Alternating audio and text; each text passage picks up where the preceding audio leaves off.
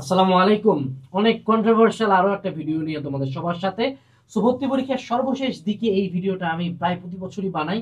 এবছর সবচেয়ে ডিটেইল ভাবে বানাবো যে কিভাবে 10 দিনে ভার্সিটি এন্ট্রিতে চান্স পাওয়া যায়। সো তুমি যদি এই টাইটেল দেখে ক্লিক করে থাকো, তুমি রাইট জায়গায় আসছো। প্রথমে তোমাকে একটা রিয়ালিটি চেক দেই। সেটা হলো, তুমি কি শুধুমাত্র 10 দিন পরে ভার্সিটি ইউনিটি বা ঢাকা বিশ্ববিদ্যালয়ে চান্স পাইতে পারো? উত্তর হলো না। কিন্তু যদি তোমার 2 থেকে 3 মাস, মোটামুটি আগে তো কিছু হলেও তো পড়ছো ভাই, তাই না? ঢাবি হোক, জাবি হোক, রাবি হোক, মেডিকেল হোক, যে কোনো কিছুর জন্য কিছু হলেও তো পড়ছো। যদি আগের 2-3 মাস মোটামুটি পড়াশোনা হয়ে থাকে, তাইলে এই 10 দিনে স্পেসিফিক কিছু জিনিসপাতি রিভিশন এবং প্র্যাকটিস করলে তোমার chance power possibility 2 to 3 Times বাড়ে যায় স্ট্যাটিস্টিক্যালি। কিন্তু কিভাবে, কেমনে আমরা এই দাবিটা করতে পারি, কেমনে আমি তোমাকে প্ল্যানটা দিতে পারি? প্রথমে আমাদেরকে একটা জিনিস বুঝতে হবে। সেটা হলো, তোমরা যারা ভার্সিটি ইউনিটের প্রিপারেশন নাও বা চান্স পাইতে চাও, তোমরা কি কেউ কখনো এরকম সকালে উঠে চিন্তা করো যে না, আমি তো জাবিতে পড়তে চাই, আমি তো রাবিতে পড়তে চাই? না, প্রত্যেকের প্রাইম টার্গেট থাকে যে আগে ঢাবি, ঢাবি না হইলে দেন বাকি পরবর্তী প্রত্যেকটা অপশন আছে। এবং এই জিনিসটাও সত্য যে প্রত্যেকটা বিশ্ববিদ্যালয়ের কোশ্চেনের একটা বড় ইন্সপিরেশন আসে ঢাবি থেকে। হ্যাঁ, রাবির নিজস্ব কোশ্চেন প্যাটার্ন আছে, জাবির আছে, কৃষি আছে, সবই আছে। বাট যার ঢাবির প্রিপারেশন আছে বা ঢাবি স্ট্যান্ডার্ডের যার পড়াশোনা আছে, সে বাকিগুলা একটু কোশ্চেন ব্যাংক সলভ করলে পার হবে। এটাই বাস্তবতা, শুনতে খারাপ লাগলো। দ্বিতীয় যে বিষয়টা, তুমি যদি ঢাকা বিশ্ববিদ্যালয়ের লাস্ট 20 ইয়ার্স এর question physics, chemistry, math, biology নাও, নিয়ার অ্যাবাউট 75টা টাইপের কোশ্চেন আছে, যেগুলা প্রায় প্রতি বছরই একটু একটু ইবাস উপাস করে আসে। অর্থাৎ ঢাকা বিশ্ববিদ্যালয়ে প্রচুর পরিমাণে কোশ্চেন রিপিট করে।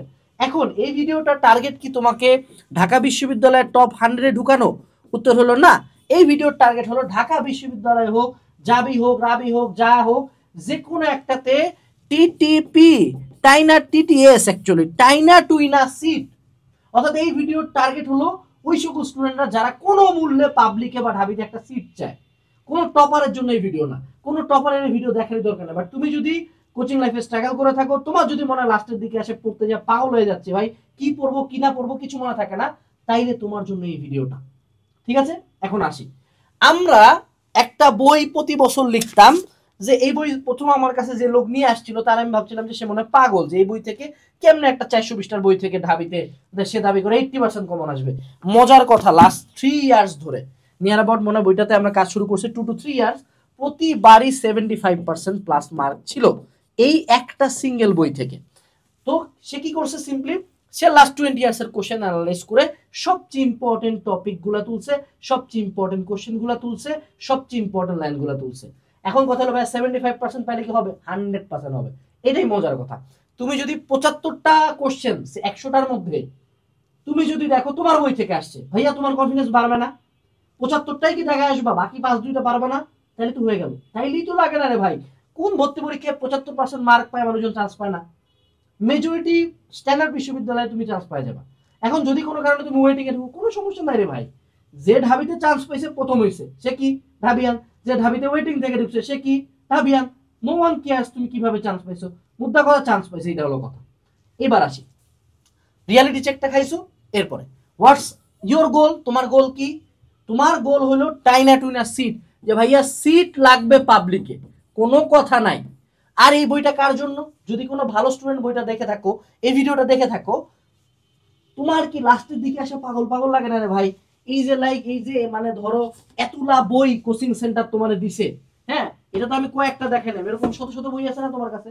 এত বই পড়া যায় রে ভাই? লাস্টের দিকে মনে হয় না ভালো কিছু একটা রিভিশন দিয়ে যায় যেখান থেকে কমন টমন আসবে? সেটার জন্য হলো এই 10 ডে প্ল্যানটা, যে এই 10 দিনে কি কি পড়বো। এরপরে আসি, আমাদের এই 10 ডে প্ল্যানে আমরা প্রতিদিন কোন কোন সাবজেক্ট পড়বা, কোন কোন চ্যাপ্টার পড়বা বলে দিব, কি পড়বা বলে দিব। ধরে নাও তুমি ম্যাথ দাগাবা না, তাহলে তুমি কি পড়বা? ভয় বাংলা বা ইংলিশ দাগাবা, তাহলে ওইখানে তুমি বাংলা ইংলিশের হাইলাইটের বাইরে কিচ্ছু পড়বা না। কি পড়বা এখন? হাইলাইটের কোনো একটা টপিক ঢুকাই দিবা। ঠিক আছে, ধরে নাও তুমি বায়োলজি দাগাবা না, সেম শিট, ওটার বদলে তুমি বাংলা ইংলিশ যেটা দেখাবা সেটার টপিকটা ঢুকাই দিবা। মেজরিটি অফ দ্য টাইম আমরা প্রায় 60-70% মানুষজন আমরা পিসি এমবি দেখাই, দাগাই। সো পিসি এমবি দিয়ে প্ল্যানটা আছে। ওকে, আচ্ছা, এরপরে আসো, আমরা যখন এই প্ল্যানটা ফলো করব, যেই বই থেকে ফলো করি বা আমাদের ভার্সিটির 10 দিনের চান্স নিশ্চিত বই থেকে ফলো করলে, প্রতিবার যখন তুমি কোনো কোশ্চেন পাবা, এই জায়গায় জায়গাগুলো আছে, প্রত্যেকটা কোশ্চেনের পাশে লিখবা। এখানে ওরা করছে না, এই জায়গায় লিখবা নিজে আলাদা করে। প্রতিবার কোশ্চেন সলভ করবা, এখানে একবার লিখবা, তারপর এখানে একবার লিখবা, তারপর এখানে। এই বই তোমার টার্গেট দুবার শেষ করা, একবার মিনিমাম শেষ করে যাবা, এবং ভিতরের একটি লাইনও বাদ দিবা না। এই যে উপরে যা লেখছি, নিচে যা লেখছি, ব্যাখ্যায় যা লেখছি, কোনো একটি লাইন বাদ দেওয়া যাবে না, ঠিক আছে? আচ্ছা, এরপরে আসো, এই বইয়ের সাথে 10 দিনের চান্স নিশ্চিতের সাথে অবশ্যই যেই বিশ্ববিদ্যালয়ে পরীক্ষা দিবা, এটা ঢাবির জন্য দিলে ঢাবির কোশ্চেন ব্যাংক, জাবির জন্য দিলে জাবি, রাবির জন্য রাবি, চবির জন্য চবি, ওইটার কোশ্চেন ব্যাংকটা অবশ্যই অ্যাড করে দিবা। বইটা অর্ডার করার জন্য একটা বড় ডিসকাউন্ট কুপন হলো সেল 30, অর্ডার করার লিঙ্ক ডেসক্রিপশন বক্সে।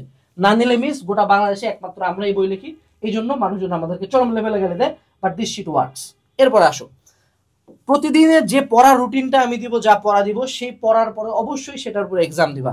অনলাইনে এবং অফলাইনে, অফলাইনে নাই অ্যাকচুয়ালি, অনলাইনে প্রচুর ফ্রি এক্সাম দেওয়ার অপশন আছে, পেইড এক্সাম দেওয়ার জন্য কিউজি টেস্ট আছে, যে কোনো এক জায়গা থেকে তুমি এক্সাম দিবা। কোনো একটা টপিক ততক্ষণ পর্যন্ত না ব্রেন একসেপ্ট করে যে তার পড়া হয়েছে, যতক্ষণ পর্যন্ত না সে দেখে যে আমি পরীক্ষা দিয়েও মোটামুটি এটাতে ভালো নাম্বার পাচ্ছি। ক্লিয়ার? ওকে, চলো আমরা এবার আমাদের প্ল্যানের দিকে চলে যাই।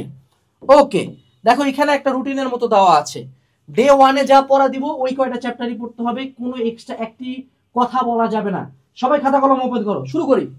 ডে 1-এ আমরা পড়বো ফিজিক্সের ভেক্টর, কেমিস্ট্রির গুণগত রসায়ন, ম্যাথের ম্যাট্রিক্স, বায়োলজির কোষ ও কোষ বিভাজন। সকালে টেবিলে বসবো, রাতের বেলা টেবিল থেকে উঠবো, কোনো ডান নাই বাম নাই কিছু নাই, শেষ করবো মানে করবোই।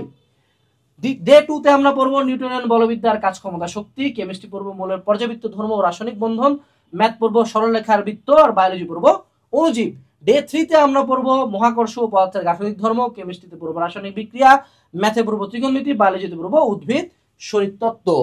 এই গেল আমাদের ডে 3। ডে 4 চলে আসলো। ডে 4-এ ফিজিক্স পড়বো পর্যাবৃত্ত গতি, কেমিস্ট্রি পড়বো কর্মমুখী রসায়ন আর পরিমাণগত রসায়ন, ম্যাথ পড়বো অন্তরীকরণ, বায়োলজি পড়বো টিস্যু। ডে 5-এ আমরা পড়বো ফিজিক্স আদর্শ গ্যাস, কেমিস্ট্রি পরিবেশ রসায়ন, ম্যাথ যুগজীকরণ, বায়োলজি জীব প্রযুক্তি আর নগ্নবীজি আবৃতবীজি উদ্ভিদ। ডে 6-এ আমরা পড়বো তাপগতিবিদ্যা, তড়িৎ রসায়ন, জটিল সংখ্যার বহুপদী সমীকরণ, আর বায়োলজি পড়বো প্রাণীর বিভিন্ন শ্রেণীবিন্যাস আর প্রাণীর পরিচিতি, এই দুটো চ্যাপ্টার একসাথে। ডে 7-এ আমরা যাই পড়বো ফিজিক্স স্থির তড়িৎ, কেমিস্ট্রি জৈব রসায়ন। টাইপ 1 আর 2 মানে কি? জৈব রসায়ন তো একদিনে পড়া হবে না, সো এটার অর্ধেক করে দিছি আমরা, ঠিক আছে? জৈব রসায়ন হাফ, ম্যাথ কণিক, বায়োলজি পরিপাক ও শাসন ক্রিয়া। এরপরে ফিজিক্সে আবার পড়বো ডে 8-এ যায় চলো তড়িৎ, জৈব রসায়ন বাকি হাফ, বিপরীত ত্রিকোণমিতিক ফাংশন আর রক্ত সঞ্চালন। ডে 9 আর 10 আমরা টায়ার্ড হয়ে যাইতে ধরবো, বাট খুব মজা লাগবে তখন আসে যে শেষ হয়ে যাচ্ছে। ফিজিক্স ভৌত আলোক বিজ্ঞান, আধুনিক পদার্থবিজ্ঞান, কেমিস্ট্রি জৈব রসায়ন বাকি, আচ্ছা অর্ধেক তো না, তার মানে 1/3, এদিকে এদিকে 1/3 আর এখানে 1/3, অর্থাৎ 3 ভাগের 1 ভাগ করে আমরা 3 দিনে পড়তেছি। ম্যাথ স্থিতিবিদ্যা, বায়োলজি হলো চলন ও অঙ্গ চালনা। এরপরে ফিজিক্স হলো সেমিকন্ডাক্টর, ইলেকট্রনিক্স আর নিউক্লিয়ার পদার্থবিজ্ঞান, কেমিস্ট্রি হলো জৈব রসায়ন, আরো যদি কিছু বাকি থাকে সেই সাথে প্রিভিয়াস ইয়ারের কোশ্চেন অ্যানালাইসিস করবো আমরা, আর ম্যাথ হলো গতিবিদ্যা, বায়োলজি হলো জিনতত্ত্ব বিবর্তন। এই দিয়ে আমাদের সবগুলো চ্যাপ্টার কভার হয়ে গেল, ঠিক আছে?